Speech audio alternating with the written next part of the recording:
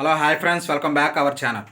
ఆంధ్ర మరియు తెలంగాణ ఈ రెండు రాష్ట్రాల్లో ఉన్న రైతులందరూ కంపల్సరీగా మీరైతే ఈ విధంగా మీరు ఆన్లైన్ అప్లికేషన్ అనేది చేయవలసి ఉంటుంది.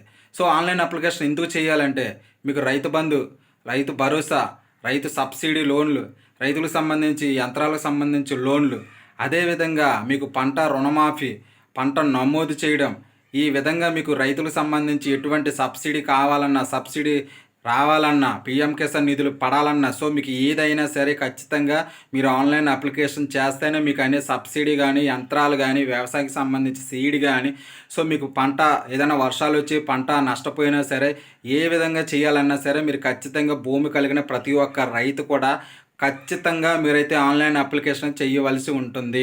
సో ఆన్లైన్ అప్లికేషన్ చేయకపోతే మీకు రాష్ట్ర ప్రభుత్వం మరియు సెంట్రల్ ప్రభుత్వం నుంచి వచ్చే ఎటువంటి సబ్సిడీలు కానీ, లేదంటే ఎటువంటి యంత్రాలకు కానీ ఏదైనా సరే మీకు అనర్హత కింద మిమ్మల్ని గుర్తించడం జరుగుతుంది. దీనికి సంబంధించి సెంట్రల్ గవర్నమెంట్ ఒక క్యూఆర్ కోడ్ కలిగినటువంటి రైతులకు ఒక కార్డు అనేది జారీ చేయడం జరుగుతుంది. సో ఇది ఖచ్చితంగా మీ సచివాలయంలో కానీ, లేదంటే మీకు సంబంధించిన నెట్ సెంటర్ ఏదైతే దగ్గర ఉంటుందో అక్కడికి వెళ్ళి మీరు ఖచ్చితంగా ఆన్లైన్ అయితే చేసుకోవాల్సి ఉంటుంది.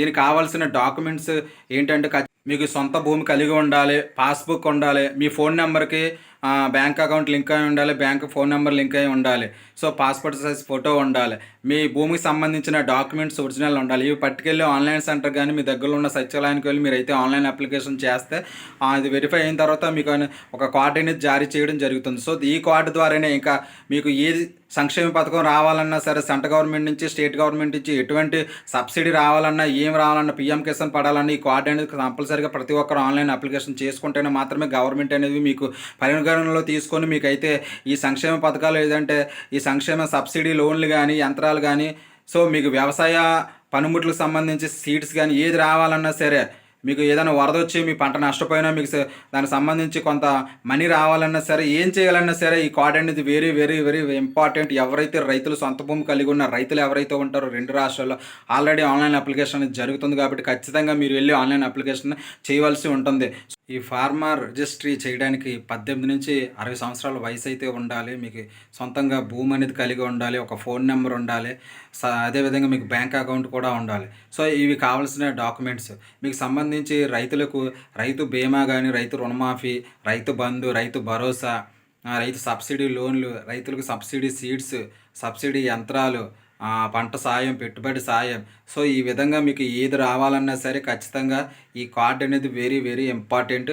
ఇప్పుడు సెంట్రల్ గవర్నమెంట్ అనేది కార్డు అనేది ప్రవేశపెట్టడం జరిగింది.